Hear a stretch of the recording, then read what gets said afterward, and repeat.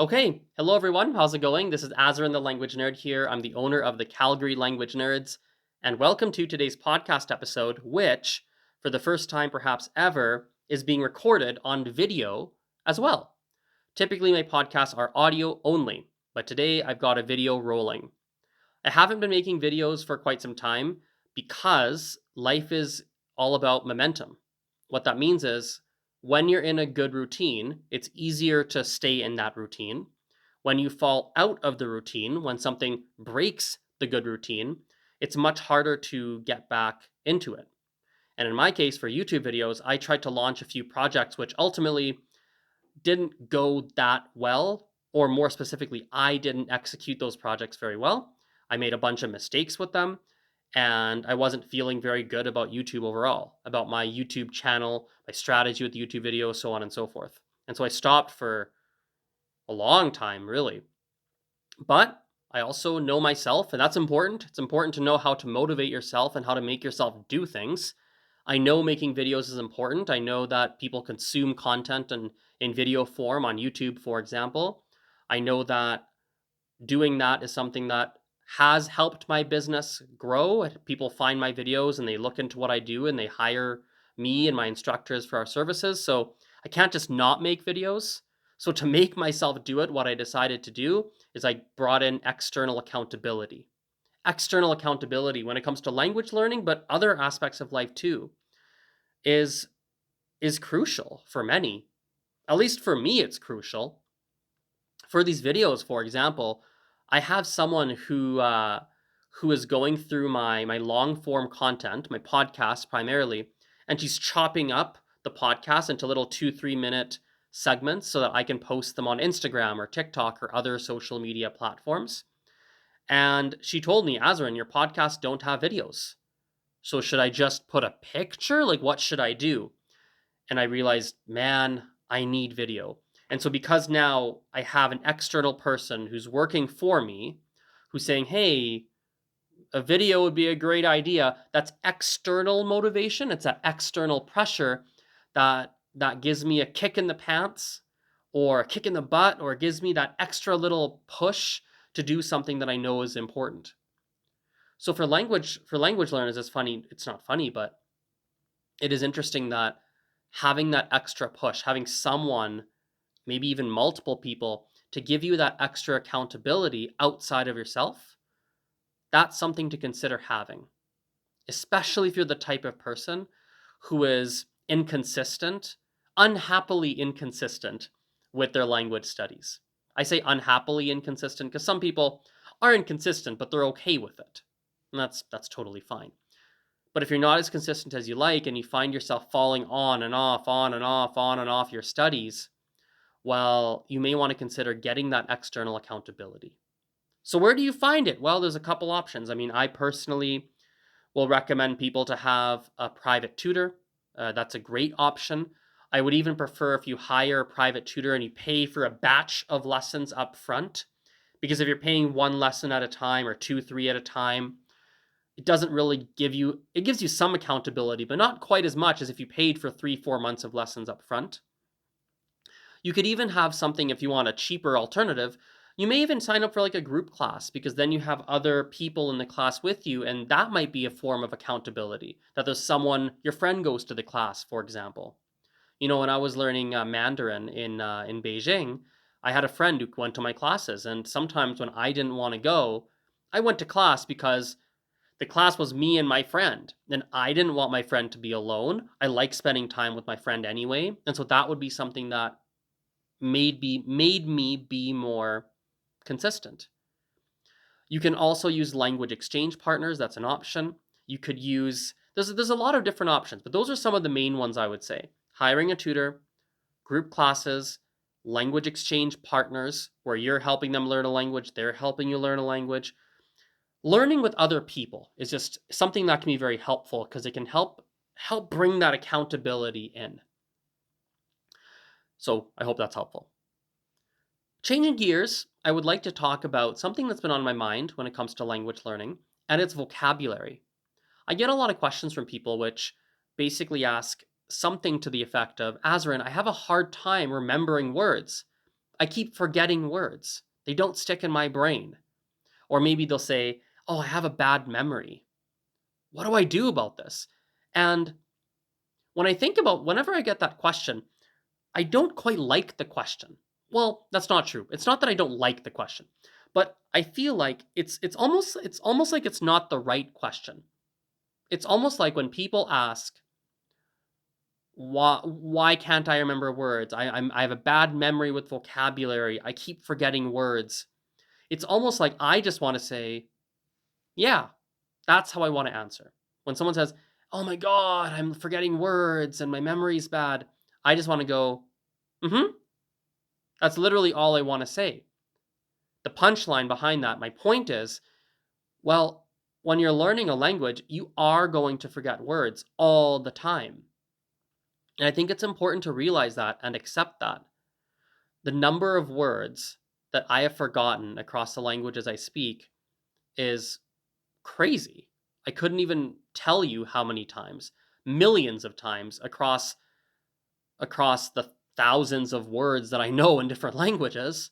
Like so many times I've forgotten words. And I'll forget the same word over and over and over. There are still words. Here's a good example in French. Uh, the word d'ailleurs in French, I frequently to this day will have to go look it up. Like, wait, what does that mean again in English? And I know what it means. Like, I do know. But when I have to translate it, or sometimes if I want to use it, I'll be like, what's that? What's that word? I know that word. It hasn't, d'ailleurs has not fully stuck in my brain. And I've spoken French almost my whole life. And I've looked that word up in a dictionary probably 57 times from the age of, I don't know, 20 to 30, something like that. Because it just escapes me for some reason.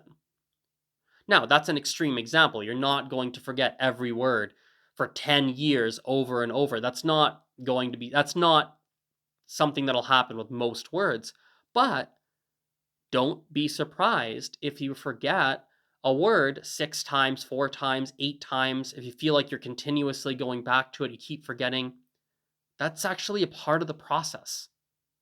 And it's normal.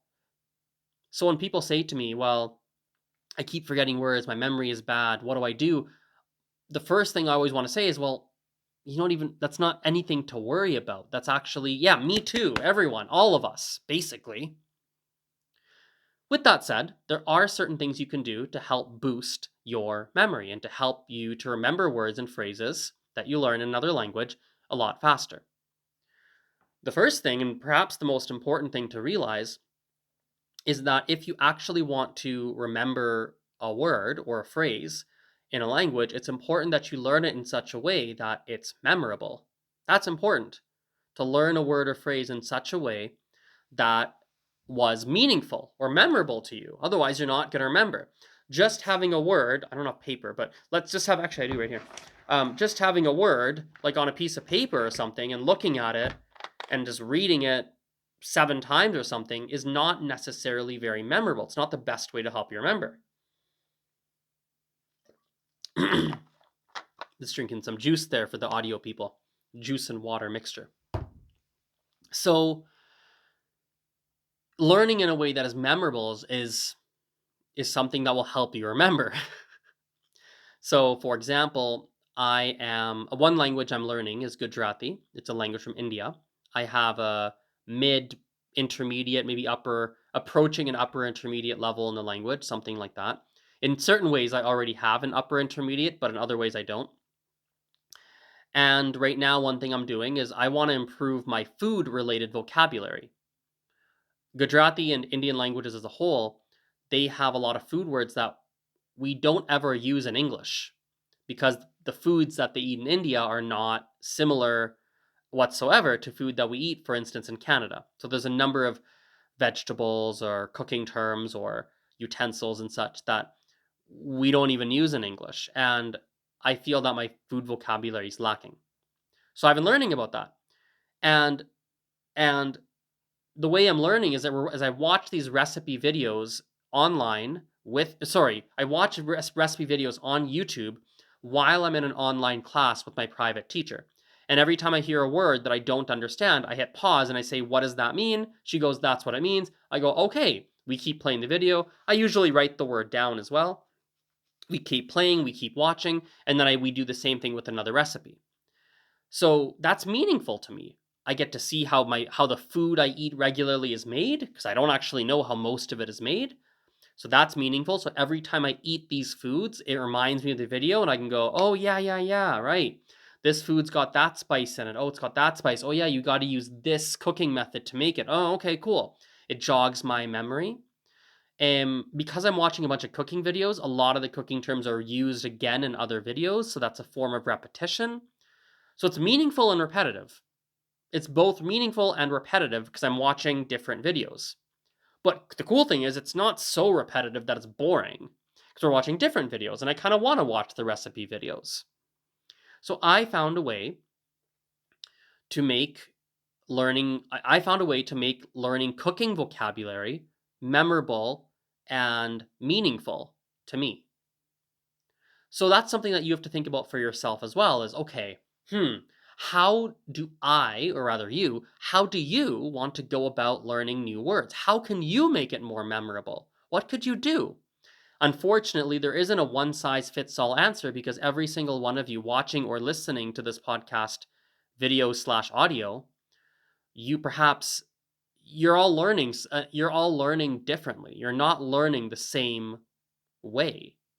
And so everyone's going to have a different answer for how to make it memorable.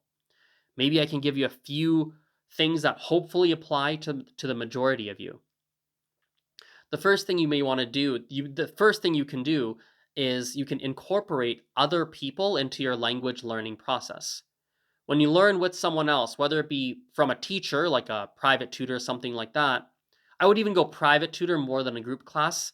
But if you learn with a private tutor, for example, that you're really interacting with and you're trying to talk to them, that's more meaningful than you sitting at home, perhaps playing on an app. Perhaps, depends on what app you're using and how you're doing it, but highly likely that a private lesson is going to be more memorable because you're talking to someone really trying to interact than just sitting alone. Highly likely. Or something else you may want to consider is doing something that makes you use the words you're learning. So you might go label your house, right? So you actually take papers out and label it, write them down on sticky notes and put stickies all over your house to label things. Or when you're learning verbs, you might actually do the verb. You might make flashcards at home and then flip it up and go, what is that? Oh, that verb means this. And actually, if it's dance, you actually go dance and do dance moves or something, right? You actually do it. That might be something that makes it more meaningful, more memorable. And repetition can help too, but not so much as rereading something or rewriting it, although that can help to an extent. So a little bit of that's not bad, but making a little bit of repetition in an interesting way. So one of my favorite ways to get repetition is to consume either the same genre of content and or the same person. So let's say, like I said, for my cooking videos, I'm watching only cooking videos right now. So I keep hearing a lot of similar words. If I wanted to go in a even deeper way, I could watch cooking videos from the same YouTube channel. Because people have certain words they keep using over and over. And so when you watch the same person over and over, you get used to how they speak.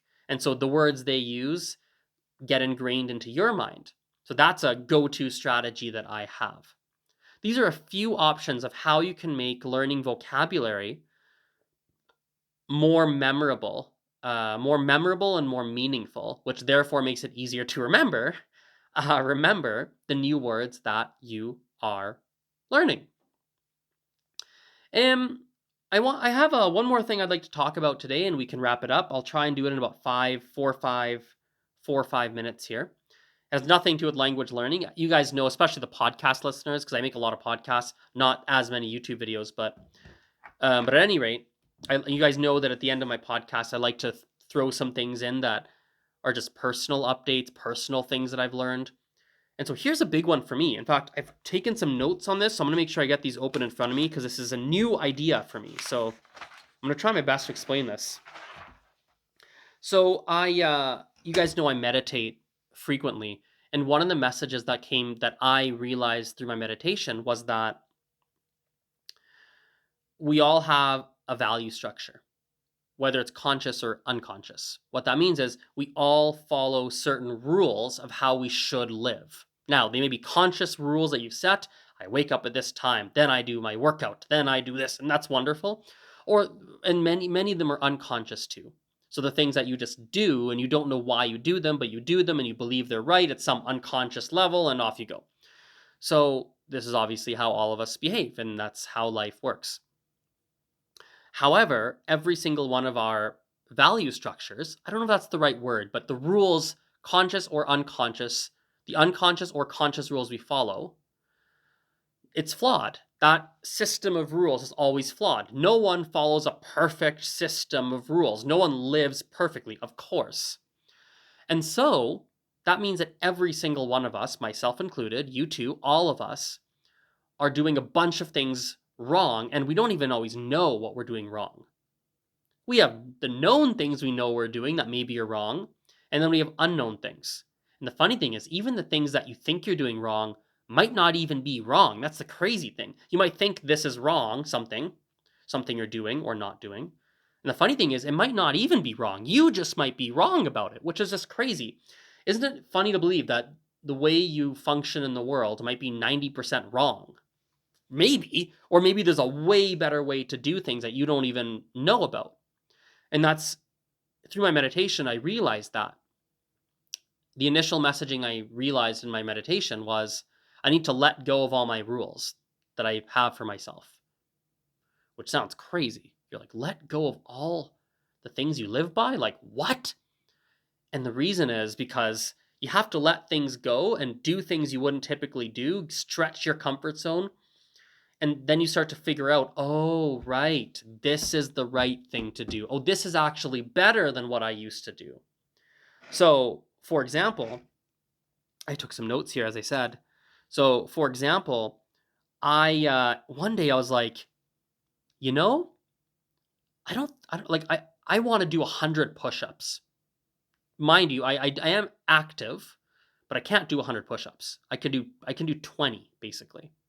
Okay, I can do basically 20 push-ups. I might have to take a break. Like I can do like 12 and then stop and then do 8 but 20 is kind of what I'll do. But one day I was like, I'm going to do 100 push-ups. And I did it with breaks. My arms were dead, but I couldn't believe it. Like the thought, when I had the thought like I'm going to do 100 push-ups. It was just a random thought. I thought that would be something I'd never do. I don't even know if I can do it, but I'm going to sit in this room until I get them done. And I did 100. I couldn't believe it. My arms were dead. My shoulders were dead for like days, but I did it. And then I learned, wow, my previous belief around what I could do physically was way off. Because if you'd asked me, can you do 100 push-ups? I'd be like, no, I got to build my way up to that. Turns out I can. So that was something that showed me, right, I'm able to do way more than I think I'm able to do. That's interesting. So I guess all I'm trying to say here, like what I've realized recently, if I just go to this next page here,